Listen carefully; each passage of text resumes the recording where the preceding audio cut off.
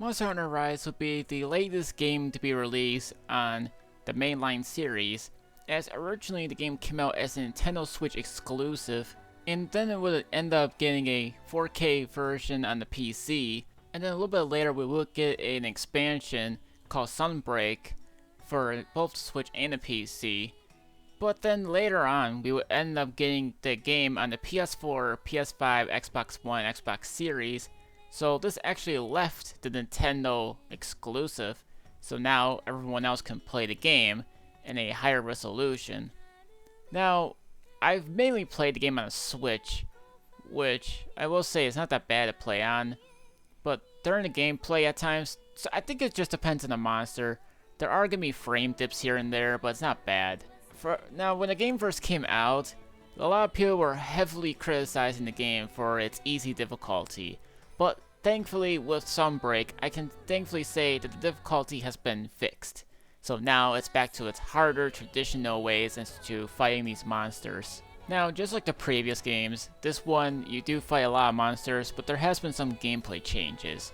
Now, for instance, when you eat, you do fill up your health, but the problem is, if you want to fill up the rest of your health and stamina, you have to look for these fireflies throughout the level, and you have to increase your health, stamina, along with your weapon strength and your defense, which is a bit dumb, but I guess they were trying to do something new and make the series feel fresh instead of the same cut and paste stuff as you probably would see like every time a new game would come out. Also, there has been more drastic changes. You no longer need hot and cold water in order to like drink. When it comes to gathering, when you go up to a pile of bones or maybe mining, with one click of a button, you grab everything all at once, which I think is nice when it comes to gathering, which I think is a heavy improvement. So that way you don't have to keep wasting your time doing that stuff. But anyways, finding monsters is a lot easier. There's no more fireflies, there's no paintballs, but you'll still need to fill up your map by exploring. For these maps, they actually have these question marks, so you don't know what monsters there are unless you actually already seen the monsters yourself.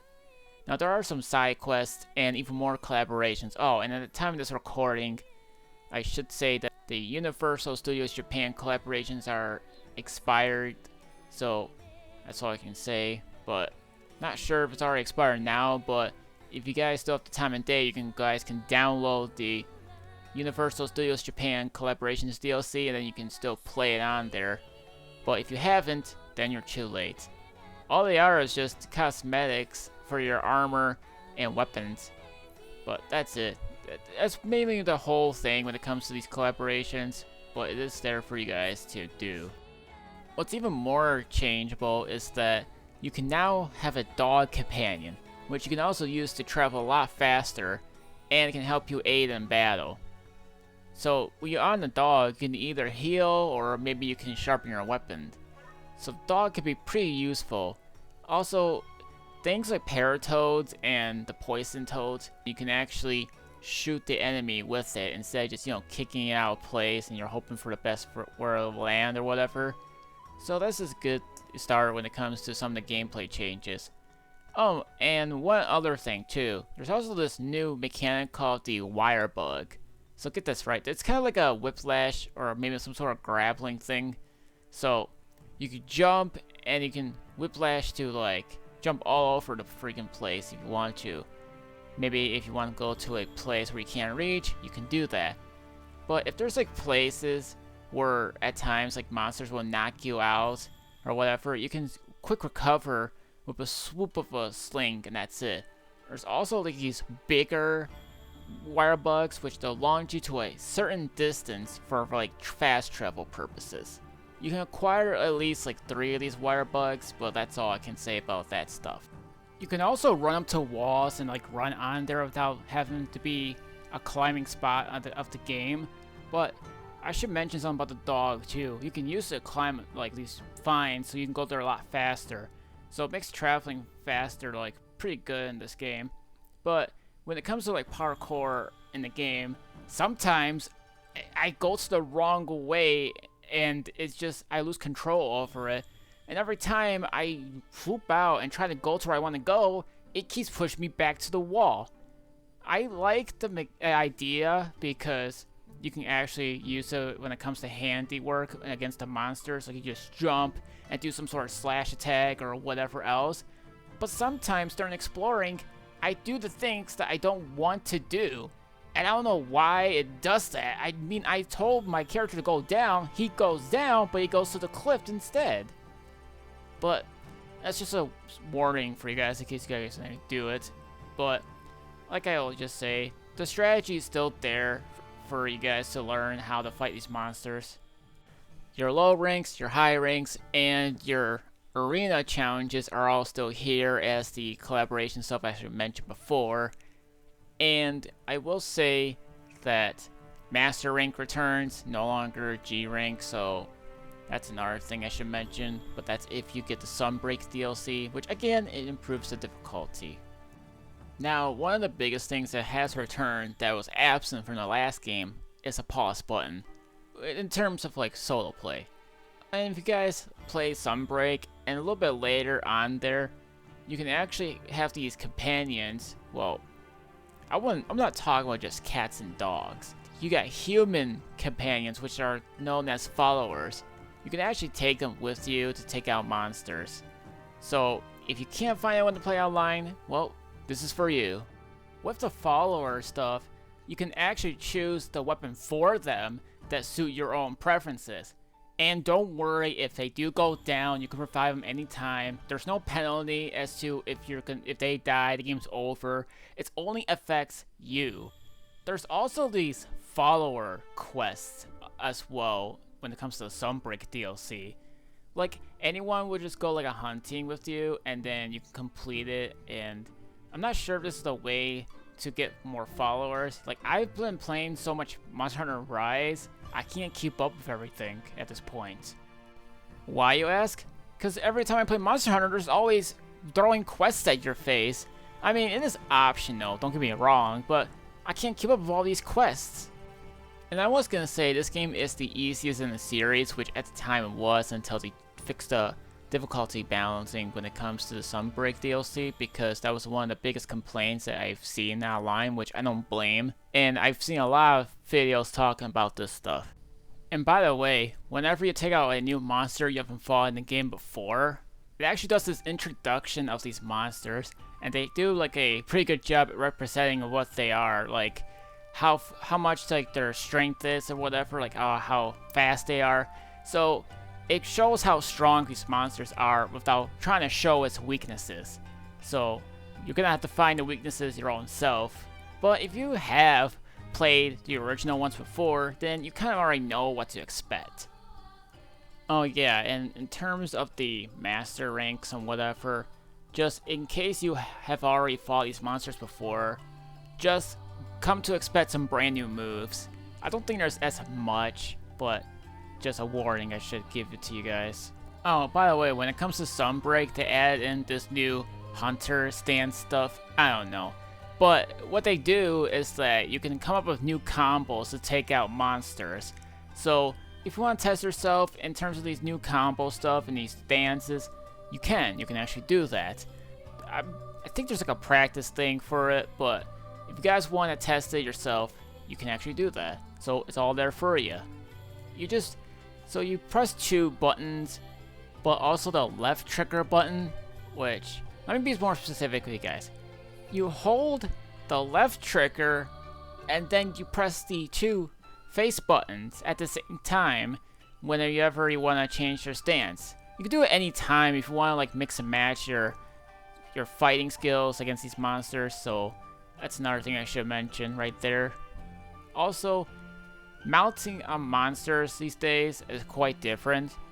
Now, you can go up to a monster, you can take control, and you can fight other monsters with that specific monster. But if you want to mix and switch, you can also do that too. It's like, you can ram the monster into a monster, and you can go on top of the other monster, and then you fight other monsters with the monster that you're on there. But also, if you guys fill up your meter from the monster after enough damage, it does a special technique as well. And after that, that monster will just leave the area. Okay, that's too much about the monsters, but It's a bit different, but it is a funny way to just do it. But yes, monsters still fight each other if asking. So, meaning, you have several ways to take out other monsters in the game. Okay, I'm thinking this is a drinking game at this point. But my point is, I don't think it's a bad Monster Hunter game, to be specific. Like, they have tried to do something completely different. Some people like it, some people just don't. I don't think it's a bad game in terms of like what veterans make it out to be, if they don't like Rise, but if they were just take time and effort to get some break, like some people do, they can actually feel more appreciative when it comes to that stuff, because it does retain the difficulty from the original game, so that's a good thing about that one as well. But yeah, there's gonna be so many quests for you guys to do in this game, it's crazy enough to say. But look, it doesn't matter what platform you get the game on, you're gonna have a great experience. And for anyone that's like a newcomer or a returning veteran, they do get some not only new levels, but also some returning Monster Hunter levels from Monster Hunter 3 and Freedom 2, which I actually think is pretty cool for new players to experience these older levels, in case anyone hasn't played the Generations Ultimate, or perhaps they weren't even in Generations Ultimate. But it is cool to see some of the older levels return. In fact, it's actually cool to see some old music return too. It's optional too, so that's all I can say about that stuff. You can use them as your like lobby background, as you can say, but I think they're paid DLC. But it's still cool to see the old music come into the game for anyone that wants to swap out the music because they're sick and tired of hearing the same music over and over again. So, in case you guys want more music that suits your preferences, then this is for you. I just thought I would talk about this game, considering Monster Hunter Wilds got announced and is set to come out in 2025, which I'm actually looking forward to that game, but I hope they don't have this whole Firefly system in the game. I don't see it happening, but I just hope they don't have that in there, and let's hope that they retain its original difficulty as they would. But I do see some new stuff, mechanics going on around the game for like one thing, and the trailer already gave it away, but that's not a bad thing. But I think it'll be a fun game to play. But regardless of what you guys think of Rise, just give it a shot, just see how you guys will like to play the game. Well, guess what? I left something out. There's a new mode on there as well. It's like a new quest mode called Rampage. It's sort of like tower defense, believe it or not. Your goal is to destroy all the monsters before they destroy the wall, because if you destroy the wall, you fail the mission. Also, multiplayer is still intact for the thing, so you basically need to fill up these traps and cannons, whatever, too. You can have NPCs control the cannons or like turrets, but you can also control it yourself if you really want to, but the NPC one's pretty limited. You can also ramp up your weapons, which are exclusive to this mode, where it can come in handy in certain situations when it comes to creatures like trying to barge into your places. There's multiple objectives too, but you can't really complete them all, but they're all just side objectives to begin with. It could always just be one monster at a time, or there could be like multiple different monsters at the time. And that really depends on the mission or whatnot, so that's pretty much it. Just like the regular stuff, you still pick up these materials that you gather after defeating some monsters, so that's there for you guys. But you also don't need to worry, guys, because sometimes they'll give you a minute to breathe when it comes to like sharpen up your weapons, or maybe gathering up some newer traps be placed in there. Some traps can be destroyed, believe it or not, same with the turrets. But I don't want to go too deep into this mode, mainly because like I want you guys to experience it for yourself, but I just recommend multiplayer because taking it down as one guy is gonna be a pain in the butt. So if you guys have friends, then this mode's for you. If you want to play a little bit differently in terms of like quests. Like I said, you can still get some rewards and some materials from monsters. So anything is still there for you guys to enjoy. So if you want to play tower defense but with Monster Hunter spin, then that mode's for you.